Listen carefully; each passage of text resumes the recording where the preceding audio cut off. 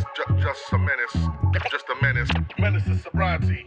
Just a menace. The deepest thing was what was insinuated, that I was that there was malice involved in what I was doing. Yeah. You know, I might have been stupid and said stupid, dumb shit like young lads do, and created comedy that could be considered dangerous. But really, at the end of the day, I was just fucking about and having a laugh. I always say, what is addiction? It's the overriding obsessive thought to change the way that you feel.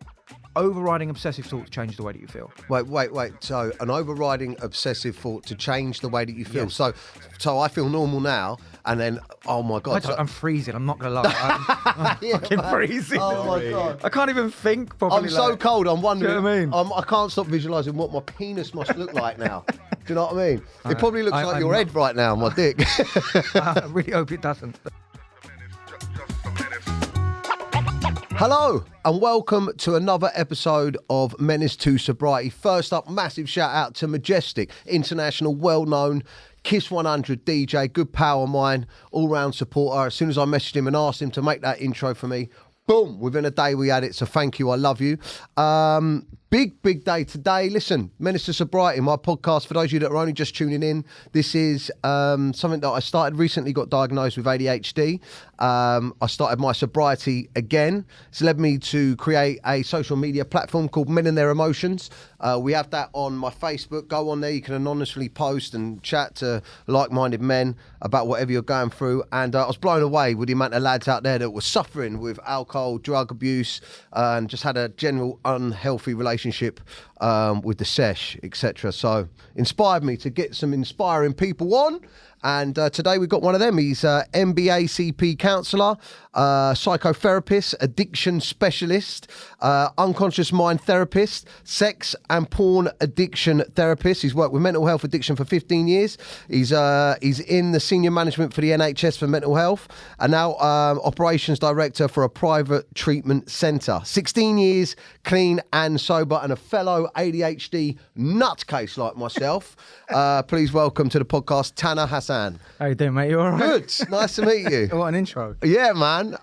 Fellow ADHD nutcase. Well, I think everyone, who have I had on? I've had Kirk, Robert, you know Robert, he's a lunatic as well. ADHD, Ross was ADHD. Everyone that I seem to get on, there's got to be a connection with addiction and ADHD. Right, yeah. But yeah, listen, before we kick off, just tell the viewers or the listeners a little bit about yourself, your journey. Just talk to me and then we'll get into it. Who are you? Okay, who are any of us, Dan? Who are we? I don't know, really.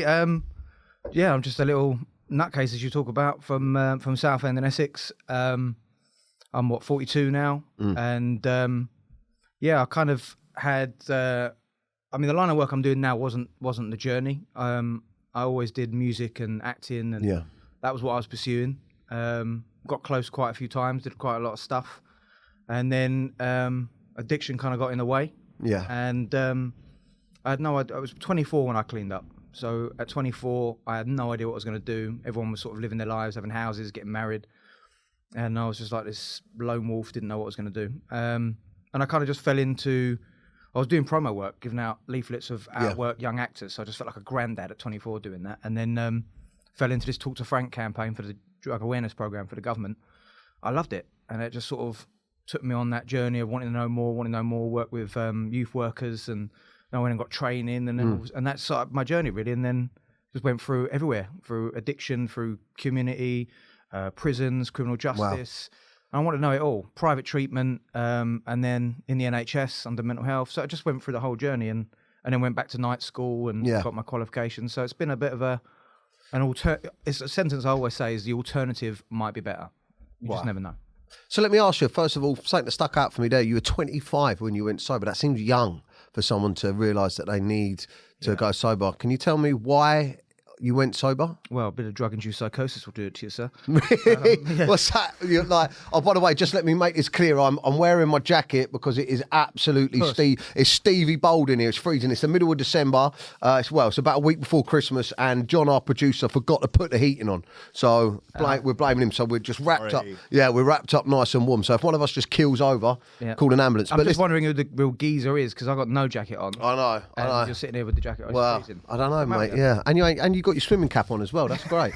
So, listen. Touché, sir. So let's talk about it. So, psychosis. What is psychosis? Because I mean, for me, when I used to get off my nut, I had paranoia, but paranoia for me wasn't especially when I was using coke and that. Paranoia for me, well, I had that obviously like looking out the window and stuff like that. But my paranoia was more, I think, like the next day on the come down and stuff like that. Like, you know, that people don't like me and like having beef with my missus or beef with people and like being paranoid, you know, really overreacting. I never really think I had psychosis in the way of hearing or seeing things. Is that what you're describing? Yeah, so I had all of that, exactly what you just talked about, that afterwards. But for me, I was sniffing an eighth a day. Fuck. Smoking 8 for weed a day. Drinking. It was just ridiculous. It was got out of control. And yeah, that paranoia, as a terrifying place to be, really. The curtain twitching. I mean, the thing I don't miss is the hand. I used to just talk to get the claw hand, the little fingers to just try and bring it back down again. Yeah, you look like a fucking T-Rex, didn't you? You're like that when you're off your nut gun like that. You look like a little baby T-Rex, mate, walking around the fucking pub like that, packeted up, talking about fucking shit. Exactly. So, you know, I don't miss that. But the curtain twitching all the time, the thinking the police are going to come into the house. Why does everyone say that? Everyone says the same thing, the police. It was just all of that. Because you're sniffing a line, like how would they know? And who's going to grass you up for sitting in your house? I know, right? So all of that, it was a consuming fear. But for me, I think the not being in touch with reality, I think there was a particular time I was out and I was convinced that this geezer was going to stab me. And still to this day, I don't know if that was true or not true. And that didn't sit right with me. I thought, I'm losing sight of actual reality now. Don't even know. I'm so consumed with fear. I don't even know. Is that true or not? Have we got beef or have we not? Like, I didn't even know.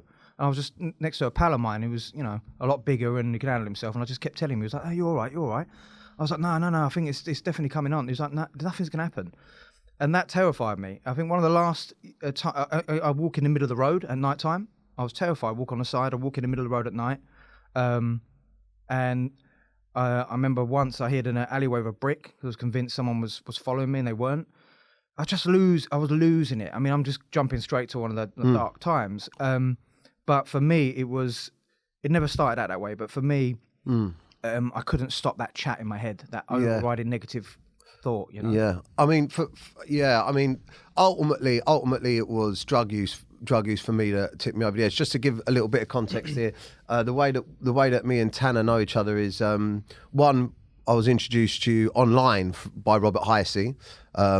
He's a pal of yours, isn't he? I think he recommends you to everyone. He must do your fucking head in. And I do for him. You know, we look out for each other. You know, I love him. It's great. Yeah, he's really been there for me. And in turn, actually, you ended up being there for me briefly on. It seems like we don't even know each other, but I had a right episode when I was over in Marbella. I don't mind opening up about it and talking about it a little bit, but, you know, me and my missus had a big bust up because, you know, I told her that I wasn't going to drink and I wasn't going to do packet and all that stuff, and whatever happened, and I found myself in a real dark place where I was a mess because I was still kind of drunk or hungover or whatever, and I wanted to clean my shit up. And I spoke to you, I rang you and I spoke to you on my way back to the airport and said, you know, I need to sort myself out. And you gave me some real hard but good advice on the phone. And you spoke to me about where you thought I was, what I needed to do and stuff like that. And I really took that on board. And so I just want to say thank you for that.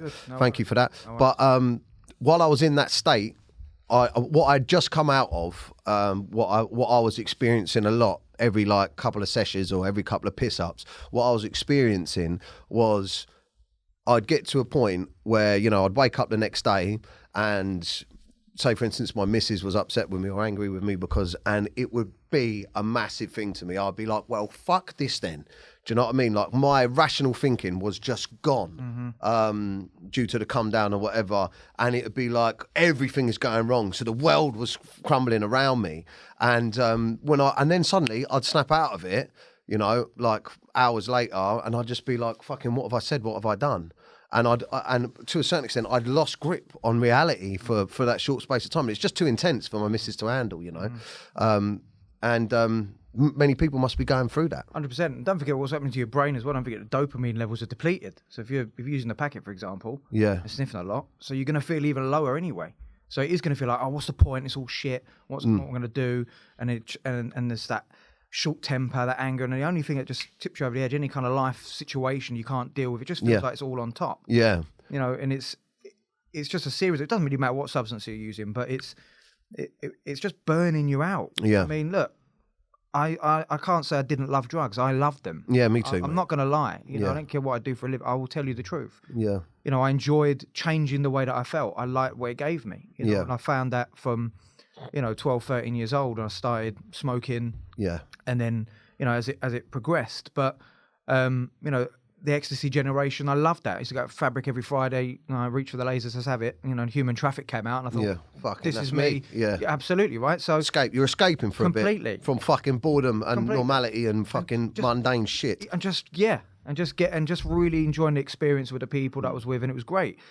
But after a year of that, I knew at 19 I had a problem. I knew I was a Moorish fucker. I knew that I'm a greedy. When I start, I can't stop. One thing you said to me is that you when we were on the phone, because I was in a dark place, I can remember I sat with my mum in a taxi on the way to the airport, not knowing what I was going back to, do you know what I mean? And you said to me, look, you're not, it doesn't sound like you're alcohol and drug dependent, which I wasn't. I wasn't alcohol and drug dependent, but I think this is a massive misconception that men have out there, lads have out there. They think that if they aren't waking up and reaching for a packet or reaching for a bottle of vodka, that they haven't got a problem. Yeah. But the pure fact that twice, 2, 3, 4 times a month, more sometimes, I was getting myself in such a state that it was affecting the people around me and my work. That's a problem, right? So thank God you weren't using it every day. Can you imagine? So, and that's really important, because my point there was that's one less thing for you to worry about.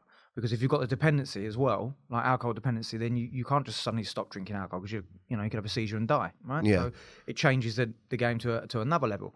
So, and I was like you, it was progressive. Yeah. It didn't start out that way, but at the end, if you're using less and you're leaving carnage behind, it's a problem, right? Yeah. I always say, what is addiction? It's the overriding obsessive thought to change the way that you feel. Overriding obsessive thought to change the way that you feel. Wait. So an overriding obsessive thought to change the way that you feel. Yes. So I feel normal now, and then, oh my God. I'm freezing. I'm not going to lie. I'm fucking freezing. Oh my God. I can't even think properly. I'm so cold. I'm wondering. Do you know what I mean? I can't stop visualising what my penis must look like now. Do you know what I mean? It probably looks like your head right now, my dick. I really hope it doesn't. No, but listen, so say that again to me. It's an overriding... The overriding... I can't even speak. It's that cold. It is that cold saying it. Wait your jacket back on it. I won't judge that. Go on. The overriding obsessive thought to change the way that you feel. So let me put this into my mind and tell me if you think that this is addiction. And I'd always have this, and many men out there or whoever's listening will have situations that are like this. I'd get on a train, if it was like Thursday, Friday, if I was coming into London for a meeting, on the way up on the train, I'd be like, man, I'm getting fucked up today.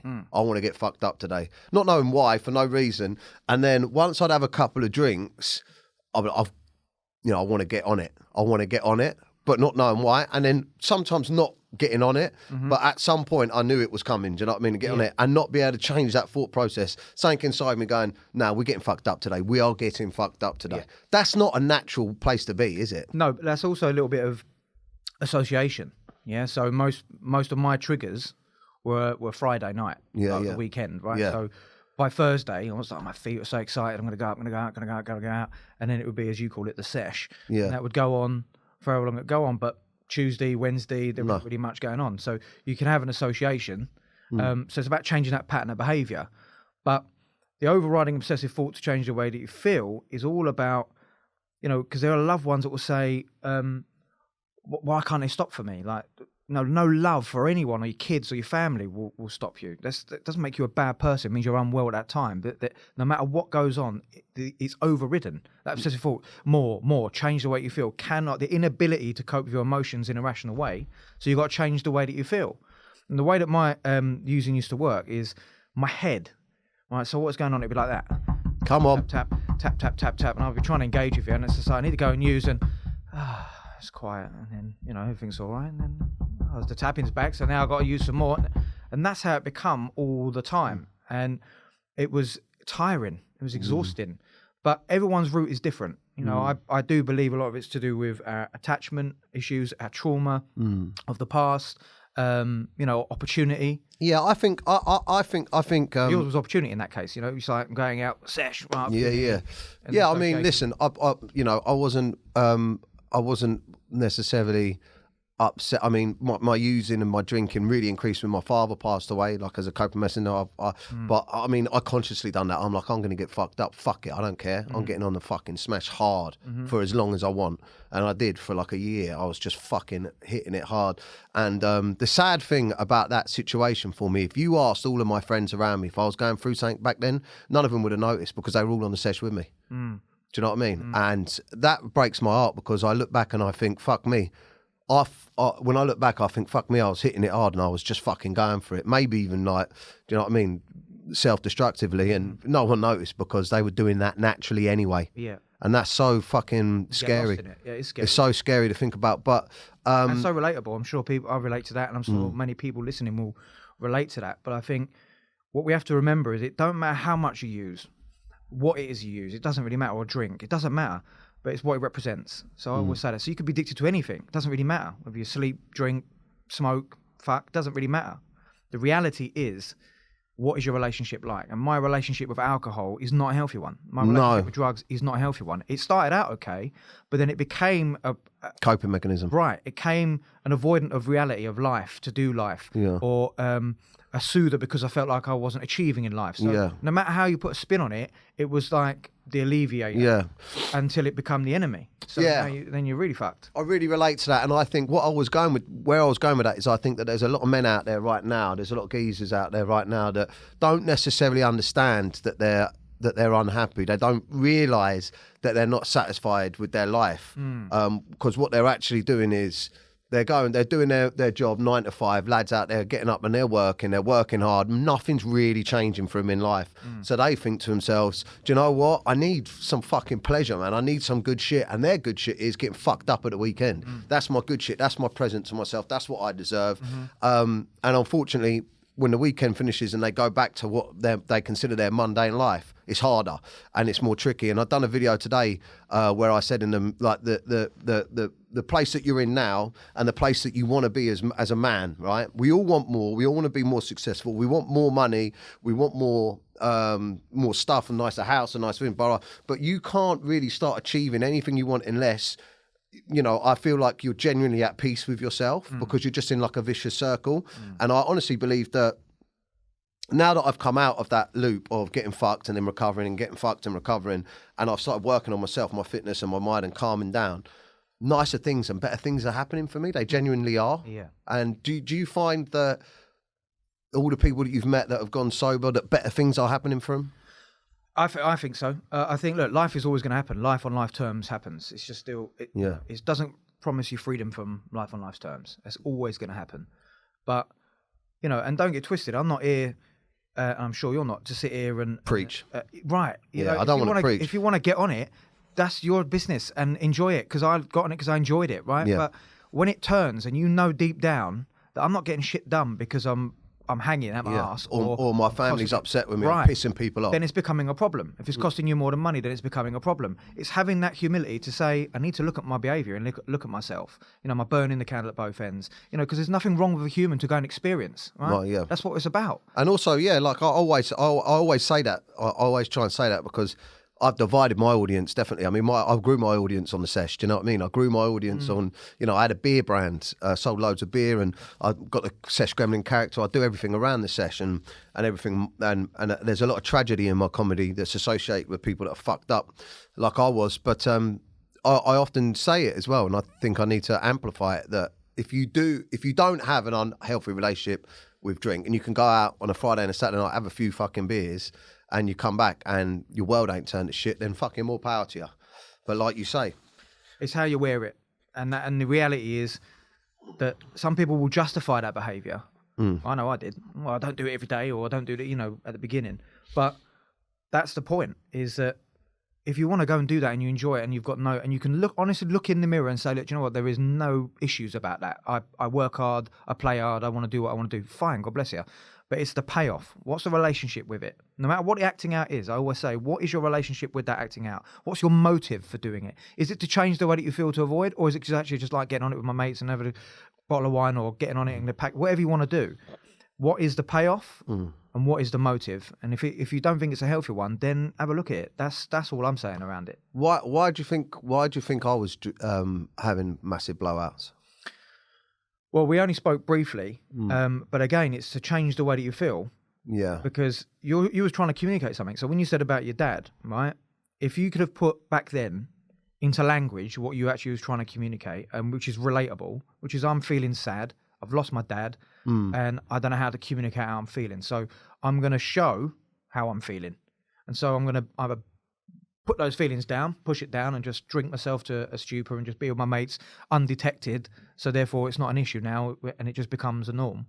Or I'm really saying I need someone, it's a cry for help almost. I need someone to pull me out my arse because actually I don't know how to communicate. And this is the problem. We don't know how to communicate with each other, especially men. Yeah. There are men that do, and I certainly do now, but to generalise that is, all women should like pretty in pink and cry and all men should be a geezer. It's just bollocks. Yeah. Like, it doesn't mean there's no geezers and there's no girly girls. That's not what I'm saying.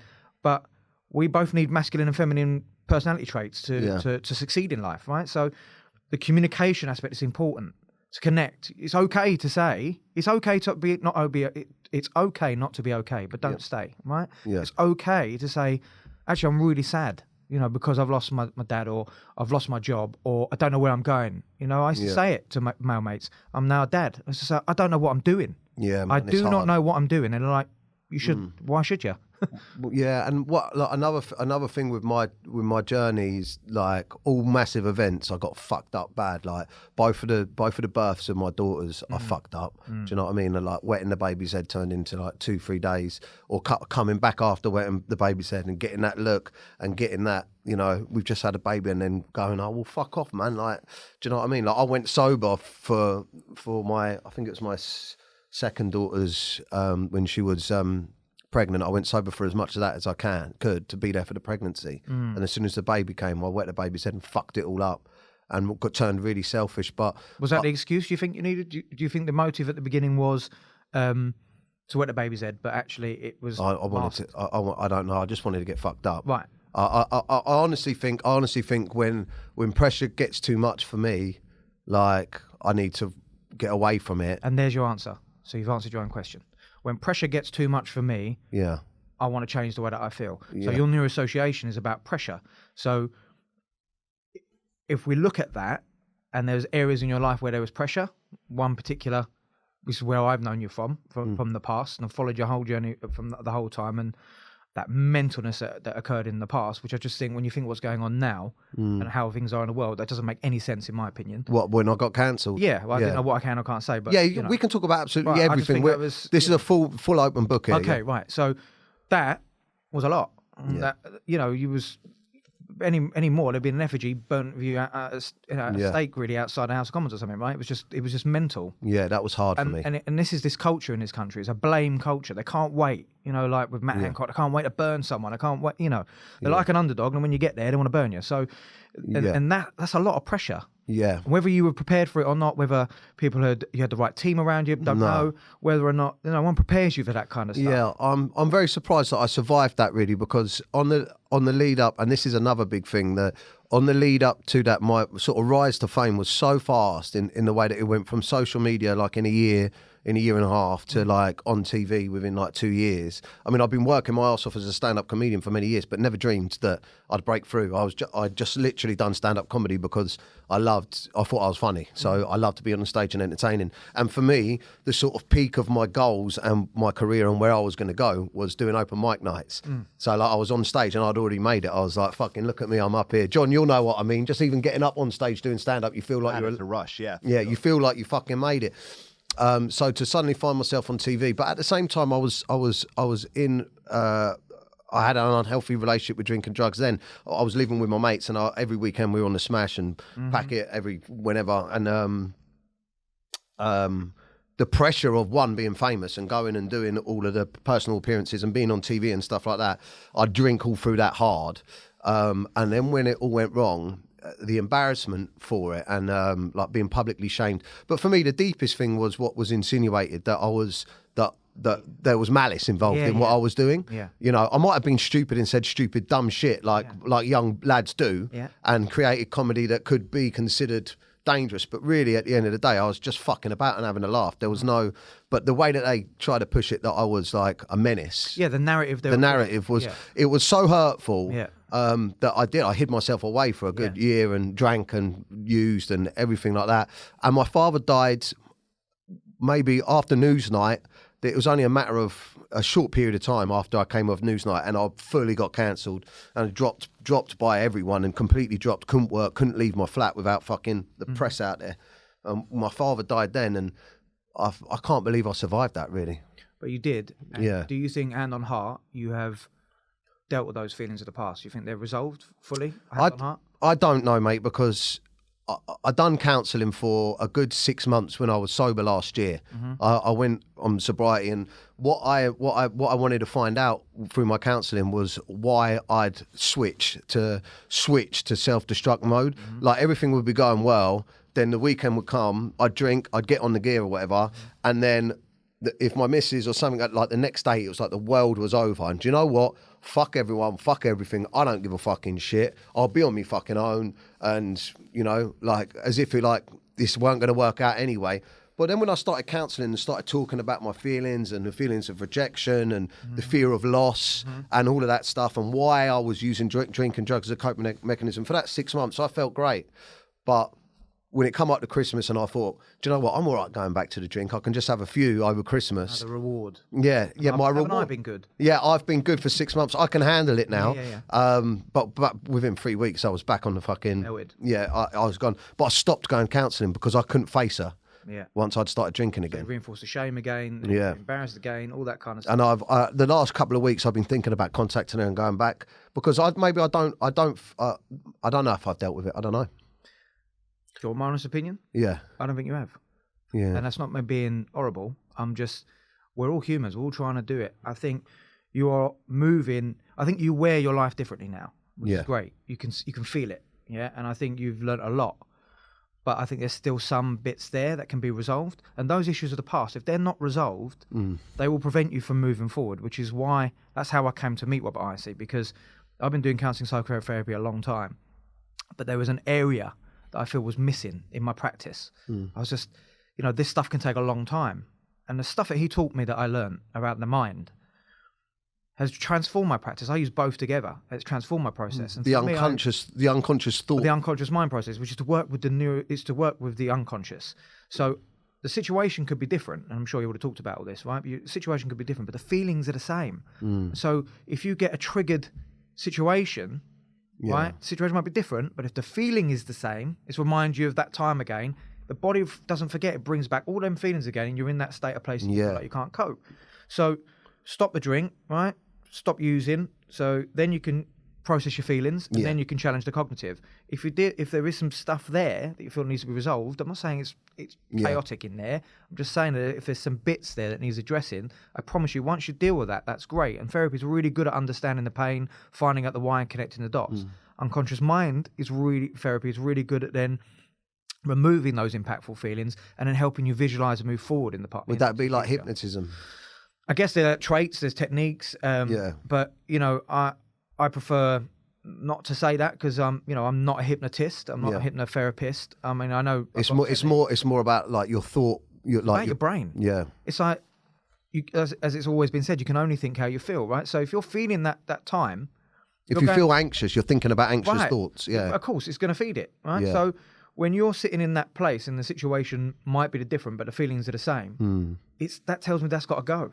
Yeah, because but then you've got to learn to once you've removed it, there's a process for that. So once that's gone and we've dealt with that, you then have to learn how to visualize what you want in the future. Remember, the brain is only designed to keep you alive. That's its design. It isn't made to make you happy. Our brain isn't. So It's to help keep you survive. That's so interesting, yeah. So when you went through what you went through, no wonder you got on it all the time, because that's your survival, that's your coping mechanism. Too much pressure, can't cope, brain, fight or flight kicking in, stress hormone, cortisol pumping around your body. That isn't normal all the time. So your brain shut down, can't handle it. So that was your coping mechanism.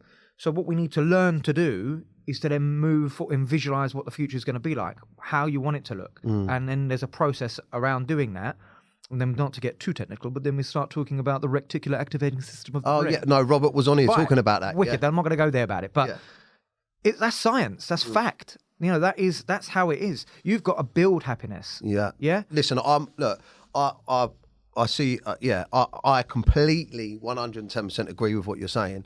And you're still cold. My toes are fucking killing me. They are, but I was just turning because I'm drinking from a cup. I weren't sure if you could use a logo. No, that's all right. We're not that big. This is. But you see, I'm putting the visualization out there. I'm creating the future. Oh, I love that. Yeah, right? That's how it is. No, but listen, what you just said is you've got to work on your happiness, right? You've got to build it. You've got to build your happiness, and I'm such a firm believer of that. I'm just going to go into that actually. The other night, I was with John, our producer here, and we were in GB News, and I was recording for first time back on TV in fucking many years, and I was in there, and my eldest daughter got rushed to hospital, and when I come back to the house, the missus had left so quick. She'd left the fucking front door open, and my youngest was getting ill, and anyway, my point of it being, in the morning when I woke up in the morning, once I'd got them both once I got the youngest off to school, and once we'd settled down and I'd sorted out the missus and I'd worked out everything, I sat there and I thought to myself, thank fuck I'm sober, man. Because how the fuck would I have dealt with that last night if I was still drinking? Because I'm pretty sure this time of year, around about this period, there's a good massive chance that I would have been fucked up, especially if I'd gone into London to film GB News. I would have been like, I'm back on TV, baby. Who's in London? So you see how ADHD we're both are? You asked me a question a while ago. We have not answered the fucking question. Where was I? No, but I love what we were going on about. And I think it's because also I'm so fucking cold. Yeah, building happiness. My jacket's going on. Yeah, put it on. This is... God, look, any other guests out there are going to be like, I ain't fucking going on that. Oh, my God. And I love cold water therapy, but today, that ain't having it. So... Look, you can see the cold coming off us. For those of you that are listening back home, I hope you're tucked in nice and warm, because look at what we're going through just to share this information for you. Look, my guest has almost died. No, I'm leaving. I'm actually leaving. I can't work on these conditions. It's terrible. But yeah, we've gone off on a tangent there. But listen, no, what I was going to say is... You asked me about happiness. You asked me about... Can someone be truly happy, or do they work... I can't even remember what it was. Yeah. Can they be better being sober and clean? Well, yeah, definitely. Have I found people in their lives? Yes. My life is measurably better because I stopped. We'll talk about that limiting beliefs. When I use and when I drink, that is a limiting belief. It says I am not more than this. I stop at a level. I'll take the gloves off now. I look like a mug. All right, you look like you're going to kill me. Yeah, that's right. I might do that. Go on. What limiting belief? Talk to me about that. What does that mean? If I'm drinking and I'm using and the reason why I'm doing that, right, I'm limiting my belief. We're limitless as human beings, right? And Rob always says it, and this is why I learned from him. He's brilliant. So everything that's not nature made has been made twice, right? And he probably went through that, right? We created once a division in the mind, then once outside of the body. Yeah. So this table, someone thought about it once, and now it's here. I mean, yeah, exactly, right? Yeah. So, and that's everything. So we know by design we are creators. What am I creating? When you're I'm getting sitting drunk in the kitchen, getting on a packet, going, I'll do an album with you, write a book, right? Yeah. You're creating bollocks, and mate, you're well, all right. You are good. I understand. All that, and then the next day you think, what the fuck was I going on about? I ain't gonna do that, and that does nothing materialises. All the intention might be there, but there's no backing it up because it's just all bollocks, right? So that's a limiting in itself of drinking and using. So you're never going to punch forward and move forward. It's just keeping you under that umbrella. But when you take that away and you've got a clearer head and you understand and then you learn to think and feel in the way that you want to, well, nothing's going to hold you back. Yeah. So then you can handle stuff that you talked about. It's not what happens, it's how you deal with it, right? So I always go back to this particular... There's a bit of scripture in some book, and it talks about people maintaining sobriety, and even in World War II, there were people in the trenches. That still stayed sober, that were alcoholics. Mate, fuck that. If I was in the trenches and the bombs would come down, I thought I was going to die at any minute, I'd have a fucking massive line. One for the road. I'd have a fucking slug. Right. My last wank. Do you know? I don't know about having a wank out there in the trenches. You'd be like, oh, fuck off a minute. I don't know, mate. No, but go on. The point that you're saying there is they still had that mindset. So it's the mindset that they knew that ain't going to change my reality. No matter what's going to happen, it's not going to change my situation. So not everyone who's abused becomes the abuser. Not everyone, everyone. It's the mindset. And it's also how you interpret what's happening to you. So it's absolutely possible to go and reach your fullest potential. It's not going to be my fullest potential if I'm sitting there drinking and getting on a packet. It's just not going to happen. If I'm sitting there smoking loads of weed, I ain't doing nothing. Yeah, a lot of people that are listening to this now will go, well, I ain't got nothing else, mate. Right. But you ain't going to have nothing. That limiting belief again. Yeah, exactly. Who says? Yeah, but that is going to be the main, that's going to be the main thing for people that are listening. Like, I know people really close to me that they get up, they work, they come back, they give their kids dinner, or they sit with their missus, they go to sleep, they get up, they work, whatever, they can't save any money. So the only thing they have got is getting pissed at the weekend. The only thing that they can enjoy outside of their kids and their family is getting pissed or getting on the packet at the weekend. But what you're saying is... I can't afford to save, sure. All right, yeah, okay, cool. Right, so we make that excuse, and I get it, but really what you're trying to communicate is, I'm not happy in where I'm at. And that's just the excuse. So look at that. What is it you're not happy about? Right? You obviously love your family, you love that one. Okay, but if it's going to become a bit boring, a bit mundane, that's where you sit with your partner and say, we need to do something exciting, because it just feels like I'm on this merry-go-round of work, pay the bills, crisis. We're all going through that now, right? It's horrible. But we've got to communicate and say, what should we do differently? What do we want to go and do? Maybe some activity, something. But talk about it together. Don't hold it in your head. Talk about it. Yeah, because that's life, isn't it? Life, for me, I lost days and days and years, man.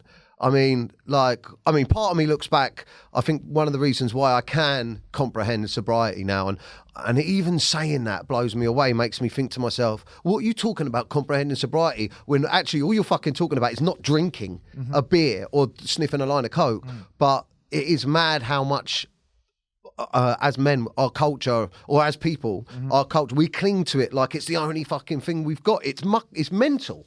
It's mental, but I can't remember where I was going with it, but I guess what I was trying to say is that, the only reason that I can sort of comprehend the rest of my life sober is because I look back and think to myself, well, fuck me, you had some sort of run, mate. I literally spent the last 20 years on the piss. Yeah. And this is the thing, there's nothing... When you reflect on it now, you're just like, oh, so much time I wasted. I mean, people bought houses and flats, and I just sniffed and drank all of that money away, and I had to start again, and it was harder. But hindsight's a wonderful thing. But I don't regret everything that I'd done, because I think everything that I'd done today has brought me to make... Yeah, same here. I can't regret that. Yeah, I think that's something that I say to people as well. He's warming up. That's something that I say to people as well. Serious now. That's what I say to people as well. I think, through... Like, I put a video up today where I talk, and I'm very conscious when I put these videos out there that, one, people don't want to listen to someone preaching about how good they feel or feeling good when people feel like shit. And two, but people just tune into me for comedy. But I'm very much in the mindset now that I don't give a fuck what anyone thinks. My platform has served me selfishly for many, many years. Financially, it served me for my comedy, for my ego. And with my sobriety now has come the feeling that I need to give back to keep my karma, I'm so scared that I'm going to fuck things up again, that I want to keep my karma straight. So I believe that as long as I'm giving back and I'm trying to help other people, then hopefully in turn that will help me stay strong. Okay, so if you're so scared that you're going to fuck up again, is there another way you could reframe that? How could you reframe that? Because think about what you're saying, right? Bruce Lee said it a lot, right, about words. That's why it's called spelling, because they have meaning and it's powerful, right? He was so advanced in his time. So don't say I'm going to fuck up. Say I'm going to. Focusing on that. So what you're doing is you're programming the brain to look for that information. Yeah. And you're living in that state of anxiety. you're free. That is the reality. You are free. Yeah, that's what I feel. I do, and that's and you know, it's so crazy that you said that, because when I see my mates, I mean, only certain mates I could say this to, when they say, "Are you not bored? You're not missed a sesh?" I'm saying, no, I don't feel like I'm missing out. I feel like I'm free.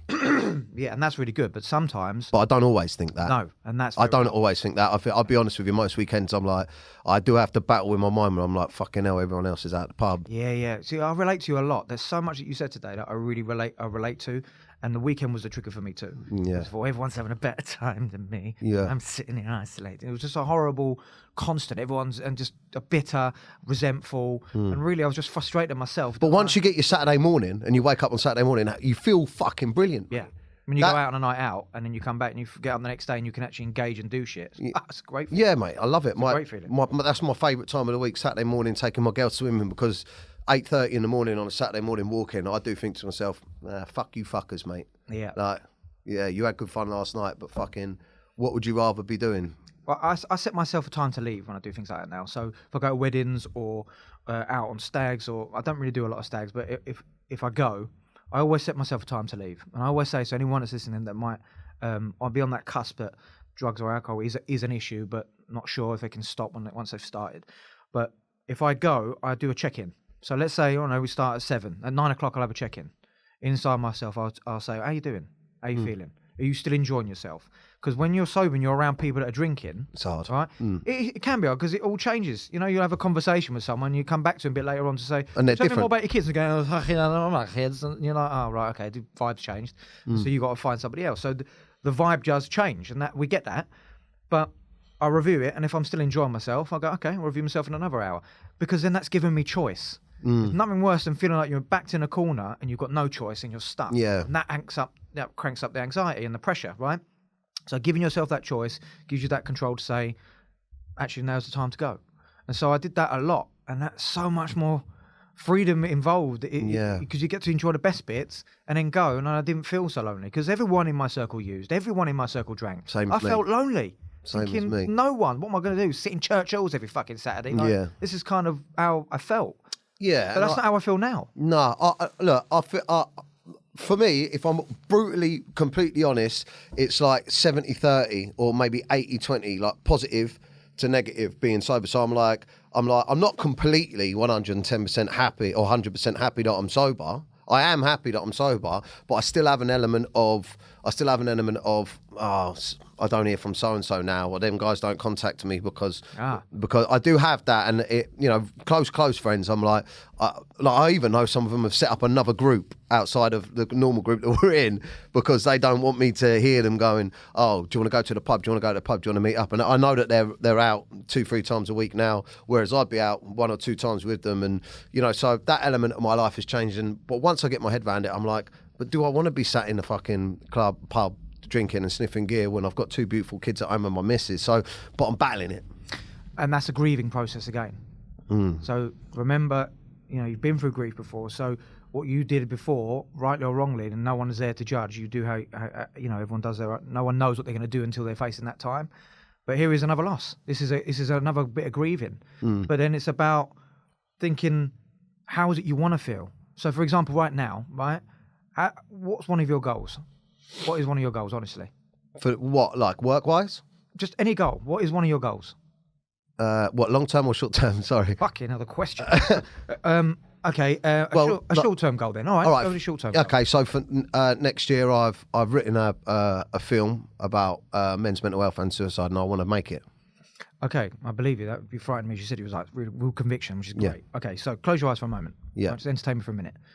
So imagine what it's like in your life when you've just achieved that goal. So I can't see inside your mind. So I want you to picture in your mind that you have just achieved that goal. You've just written that movie. You've just filmed it. You've just finished it. How will I know you've achieved that goal? What does it look like? What comes to your mind straight away? Well, I'm standing in Leicester Square in a nice suit. I look healthy and fucking cameras are flashing and the film's out and people are happy and proud of me. And what are the positive emotions you think you're going to feel when you've achieved that? I'm going to be really proud of myself. Proud, happy. Proud, happy. What else? I don't know, excited and proud, happy, excited and I don't know, like fulfilled. Yeah, okay. So your body's already changing, which is good, right? So where are you feeling that on your body right now? In my chest. Yeah. See that? You're like, okay, that was great. Open your eyes. So you didn't see that when I was just talking to you over there about it. You showed me that straight away. Did I? Yeah. So you didn't even say a word. Your body started to communicate. So that's how powerful visualization is. So you created that. So you just, what comes to mind? You then told me what came to mind. You know, I then asked you for the second stage, which is to look at the positive emotions you're going to feel when you've achieved it. And you said what you could feel. And then you told me it's there and I feel proud in that. So now you've now created that as a memory. That's really important. So that's in my mind now. So if you did that for 30 days, right, we do it every day, but if you did that just for 30 days, 30 seconds a day, right, you changed the filter system in your brain, right? So rather than waking up in the morning saying, I feel lonely, I feel lonely, I feel lonely, and then the brain confirming information that you are lonely, when you start focusing in this way, you'll start to switch and look for information that confirms that goal. So you will find yourself looking at opportunities that present you to achieve that goal because that's what you're focusing on. So getting on it for me right now in a second is not in line with my goals. Yeah. So therefore, I ain't going to go and do that because it's like, that's not in line with where I want to go. So if you woke up going, I'm lonely, your brain's going to be looking for things to show that you're lonely. Look, there's no one in my lounge. Yeah, look, neighbour ignored me. I'm lonely. Yeah. No one's called me. Lonely. Yeah. You know. But if you wake up going, do you know what? I feel good and I'm looking forward to meeting people. Or it's good to be in my own space. Yeah, it's good. Flip it. It's good to be in my own space because I can reflect and I can plan and I can start to think of other things. I know we're generalising. Everyone's life is different. No, but like, that's what I said. They're so interesting, man. Like all this stuff that I'm learning is so powerful, and that's why I wanted. That's why I want to share it. But you know, without sounding wanky, it's like today I said on the video that I put out, I said like. Mindset is so powerful, right?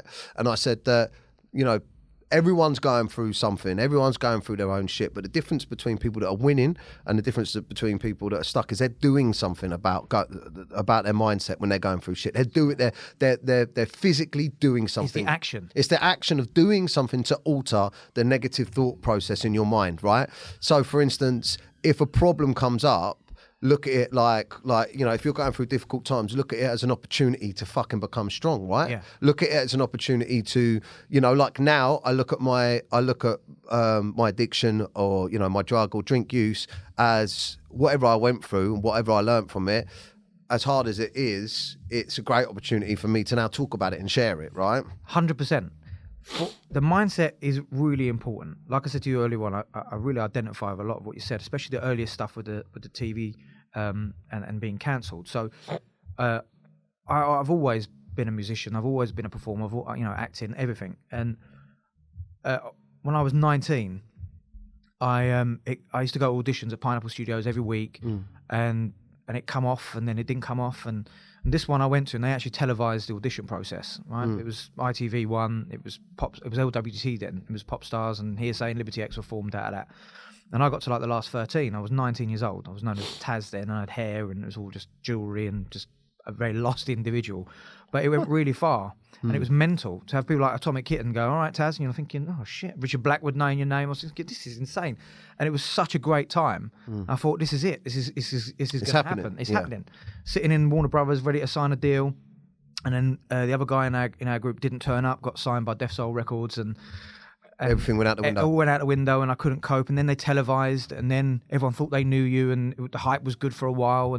But you had all the exposure, but you didn't have the job. So that was really hard to sit with that. No, my life ain't changed. Life ain't changed. Yeah. And then I had to start lying almost, because people were going, what are you up to now? What are you up to now? What are you up to now? You felt like you had to have some kind of answer. I've got some stuff coming up. Wait till you see it. Right. Yeah. I got some stuff. Yeah, I'm cooking up, and I was doing nothing. I was back being a waiter in my dad's shop in the Wimpy in Southend, and it just nothing was happening. And that whole process, you know, I didn't, like other people that are real influential people out there that might say, and so that was my breaking point. I turned around, I got in, I got at the gym, I went and did this, and now I'm smashing it, I'm a millionaire, I'm doing what I'm doing. I didn't interpret life as that. What I went in is a confirmation. I've lost. I'm to be rejected. Yeah. Because the message I received as a kid is, I'm not worthy. That's what I learned. So that resonated with that belief. Yeah. So now it reinforces it. Yeah. And the embarrassment and the shame and the humiliation. Do you know, I went back again. Crazy, right? So Pop Idol came out. Darius went and done it. They asked me to do it. I said no. I wish I had done it. He'd done it. So I went back and went to Popstar The Rivals. Worst thing I could have ever done, Dan, right? So I was using for an audition. I was so nervous and consumed with fear. You had I some smoked the biggest joint you could Oh. imagine. I had no control out of my vocal cords. I couldn't fucked sing. it. Fucked it. Got there, went in there, went off on weird tangents. They started confusing me. I played the race card, which is just ridiculous. I started saying... Because you were stoned. I was stoned. I was just nervous. I was talking rubbish. They said a comment that was debatable, and so they weren't being racist, but I just went weird. Yeah, It was just not right, and I got it, and I had to go to work 4 months later, knowing that that's going to come out. And 4 months later, it came out on TV, and I had to go to work, and I went to work the next day. Humiliating. So I just put myself through that sort of stuff. So hard. Yeah, it was just so hard. shame. I know exactly how you feel. Thinking everyone saw that. Everyone saw that, and so I went inwards. And I'll stay at home then and use. That's exactly it. And that's what I did. I just stayed in and used. And then my girlfriend left me, cheated on me with some other guy. Or she didn't cheat. I say I'm still holding on to the bitterness. But that confirmed again, you're a loser. You're a loss. Right. Yeah. The relationship came to an end. She found somebody else. She didn't really cheat on me. It came to an end. And then I felt really on my own, right? So then I continued again and again and again and again. So it's how we interpret stuff. Look, listen, I know this now. Like, you know what you know now, but you don't know. You didn't know it then. Oh, yeah. You didn't know how to break free and move progressively. And this is why this podcast is so good and so powerful for people out there. Because I know for a fact, just on a short term basis, like just on my day, I know for a fact that if I don't wake up and I don't instantly do stuff to change my mindset, then my day ain't going to be. It might not be bad, but it ain't going to be as good as it can be. Do you know what I mean? Like, I know for a fact that if I just get up, and because my children have been ill the last couple of days, and I've had to get, I'm coming into London early, I haven't been able to do my routine, and I actually hurt my back as well the other day. So I haven't been able to do my routine, and my anxiety level has grown over the last few days with everything that's gone on. My anxiety level's up, my negative thoughts are up, I'm being a bit pessimistic about things. But if I get up and I'm like, fucking get downstairs, write your journal, write your diary, get rid of the negative thoughts, right? Get your to-do list, focus on what the plan is for the day, get to that gym, get your workout, get back home, just in time for everyone to wake up, you know what I mean? Help with the breakfast, get them out, get to school run, boom, I'm a fucking geezer, I'm a legend, I feel like I'm fucking ready for the day, I feel like I'm powerful, right? Because I know for a fact that I've done something for myself. Yeah, I know that I've done something positive for myself, and a lot of people out there think that what they're doing for themselves to give themselves something is drinking drugs. I'm going to do that for myself. I deserve that. I need that to cope. So if you could change people's mindsets, or if people out there can change their own mindset, I guess what you're saying is to start looking at positive ways to do something for themselves. Yeah, it's about having that humility to have a look. Yeah, have a look. Have a look. Take a bit of time and see what's working. Does that work? Do I like that? Is this giving me pain? Is this working out? We don't do that enough. And when I stopped, I didn't have a big support network. The more we talk about mental health, the more we talk about male suicide, the more we talk about addiction and all these kind of things in this way, it's better because... Someone watching it and go, I didn't fucking know that. Right. Like, because I didn't know that I could work on my mindset. Right. I just thought... Or how to. Yeah, I just thought, like, in fact, it was Rob again. Rob was the first person that I was getting nervous about my fight with Harvey from So Solid, and he, and like, I was like, I didn't want to back out of the fight, but I could see myself backing out of it. Like, I didn't want to back out of the fight, but I was getting scared. Yeah. And I was training, and I was like, all I could visualise was the loss. All I could see was the loss. And when I sat down with Rob, it was weird actually, because he comes to my house. I'd never met him before, and he said, "Where's your bedroom?" And I was like, "Oh fucking hell!" And he goes, "Just go up to your bedroom." And my missus was like, "What are you two doing up there?" We was up there for like an hour because he wanted me to lie down. I thought I'd never seen him. He's just scary looking. This guy hypnotises me and wanks me off. I'm going to go mental. But you won't know about it. Yeah. So anyway, I woke up with a wet patch in my pants. No, but he somehow managed to make me visualise so hard the win that every time I thought about the loss, I quickly changed my thinking to the win. Yeah. So, and then I'd done it for like a week or 2 weeks or whatever until suddenly, the moments where I'd have that, the visions in my head were of winning. Mm-hmm. Now, even though I didn't win the fight, I went into it thinking I was going to win the fight. Yeah, your mindset was different. My mindset was different. I enjoyed the process. Yeah. When I was in the cage, it was scary, but I wanted to win. And afterwards, I was like, "Fucking hell, that was brilliant! I can't believe I'd done that." Instead of coming out of it going, "I knew I was going to fucking lose. Why did I fucking do that?" Do you know what I mean? I come out of it going, even though I lost, that was fucking brilliant, man. You see? So already that is just, it's not what happens, it's how you deal with it. Yeah. It's not the event that affects us, it's our Yeah, I was happy about it. Yeah, it's brilliant. And that's the kind of stuff that we need to be working on. This is the kind of stuff we need to be talking about. So there are people that want to review and look at their lives by listening to things like this, talking to other people. There's more support out there than you realise. And there's nothing wrong with saying, I need some help. You know, we can't do it alone. No. We still have to do it, but we don't have to do it alone. And that's the point. So, yeah, I mean, why not? And another thing you deal with is porn addiction. It's still so cold, isn't it? It's still fucking cold. Yeah, we're almost done anyway. What's the time? Done about 54 minutes. Yeah, we'll wrap it up in about 10 minutes. It's been fucking interesting, though. Oi, John, how powerful is this stuff, man? The talking. It's going to raise the conscious vibration of this nation, man. This is, wow, I love that. This is unreal. Wow. Did you hear Listen him? to that. Can you just say that again? This is going to raise the conscious vibration of this nation.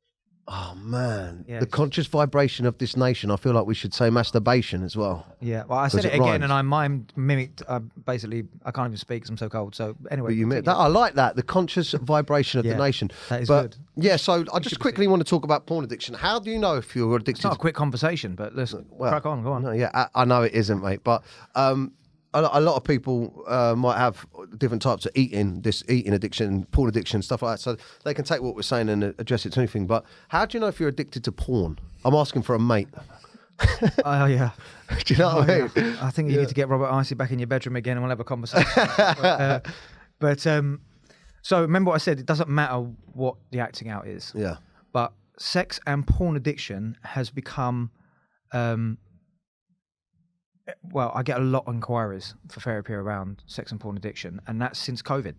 You know, I didn't want to talk about the word COVID in this. Yeah. But you can't ignore it because of COVID. You know, a lot of people stayed in relationships they didn't want to be in, were isolated, didn't stay in relationships. So it's definitely increased an acting out because a lot of your coping mechanisms, like people weren't playing golf, people weren't going tennis, people weren't, you know, doing other activities, going Seeing out their to friends. eat, seeing their mates, family.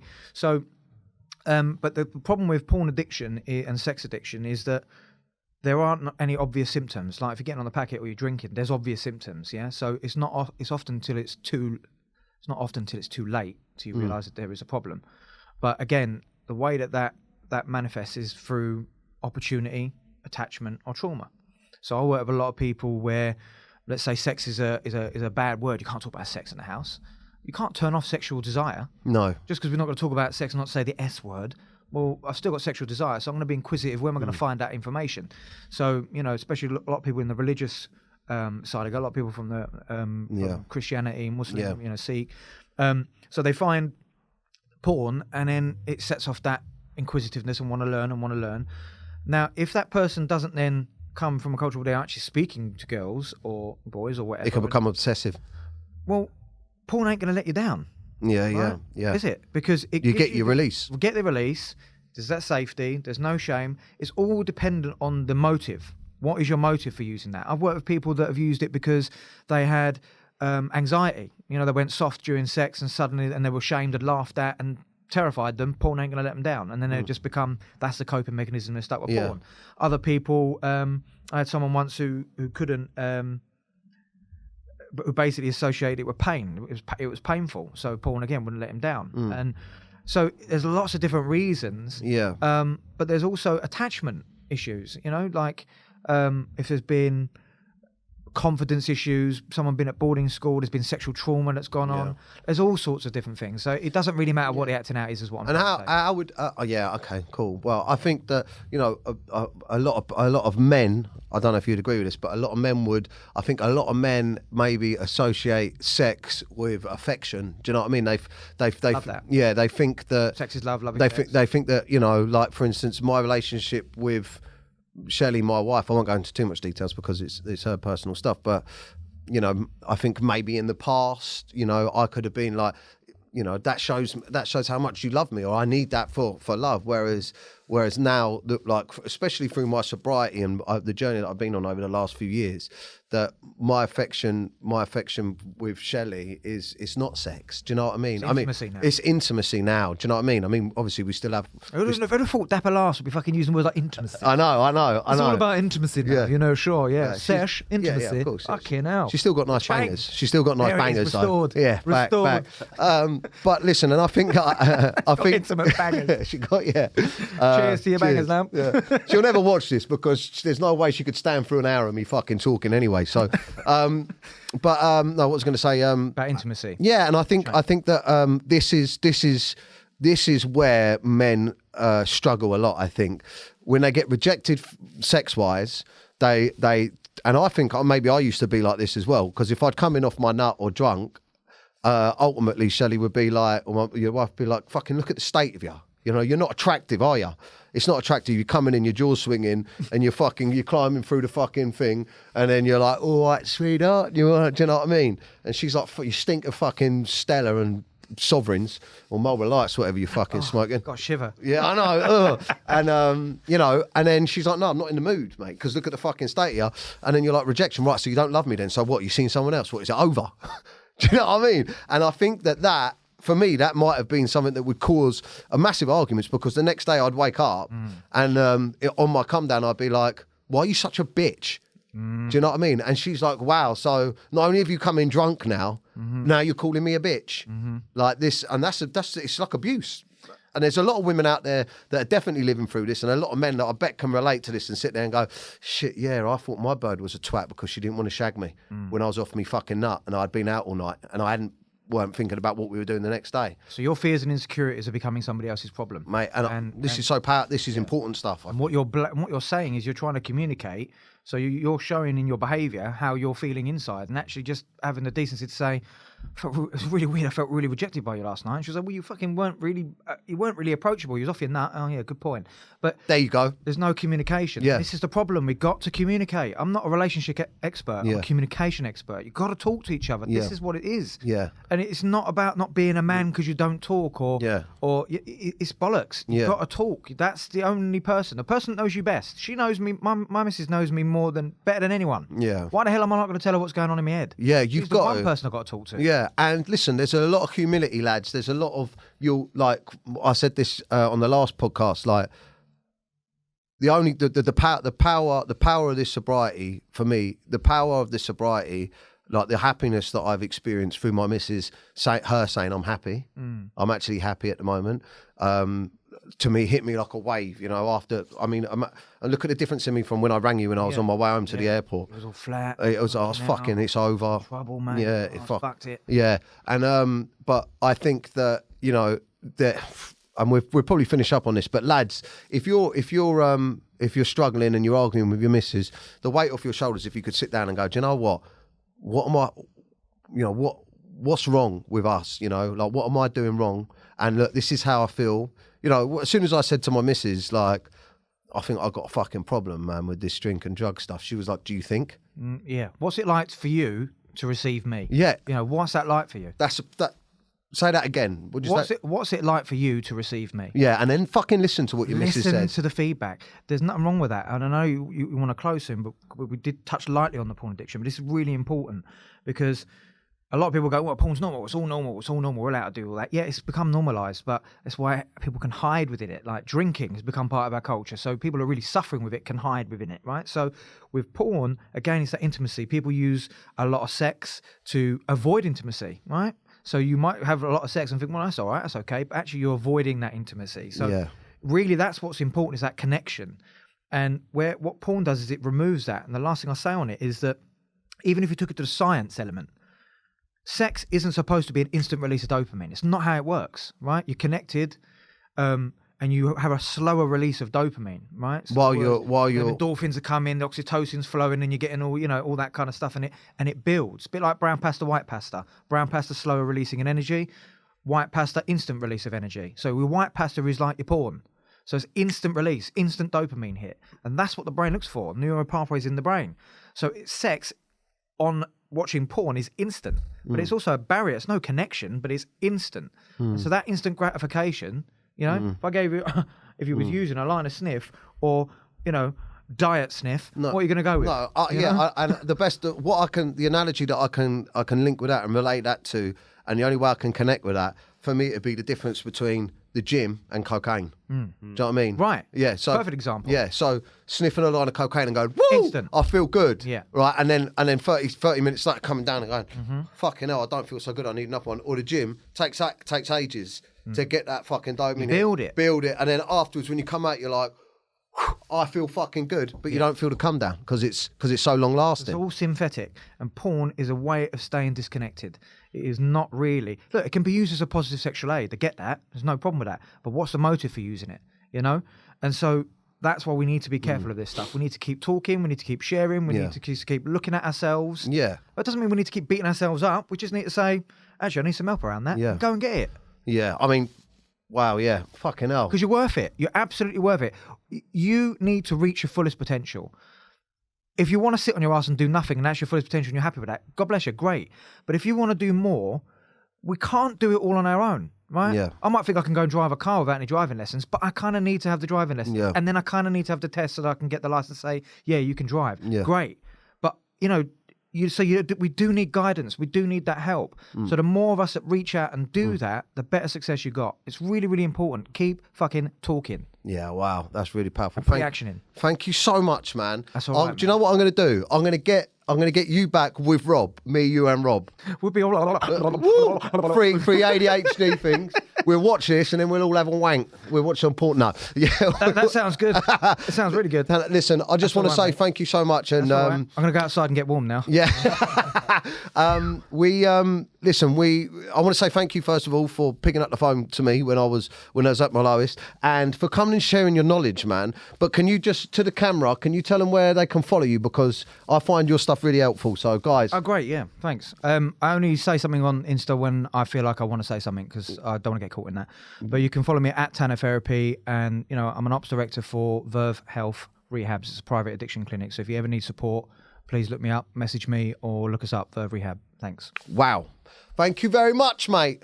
Come on, son. That was good. I'll have you back soon, yeah? Yeah, of course. That would be a pleasure, mate. That was cool. That was good fun. So, if you're going through a tough time at the moment, please don't suffer in silence. Feel free to pick up the phone and contact any of these helplines. I personally, myself, at one of my darkest points, contacted the Samaritans, and it completely changed my outlook and got me out of a really deep, dark place. A problem shared really is a problem halved. So if you don't feel confident talking to those around you, check out any of these organisations and give them a call. This is my Facebook group. Just simply search on Facebook, Men and Their Emotions. It's for men only, but once you're in there, you can talk anonymously about your problems and help others and just feel a little bit of community. So come join the conversation, Men and Their Emotions, on Facebook. Thanks for watching. Menace is sobriety. Just a menace. Just a menace. Just a menace. Menace is sobriety.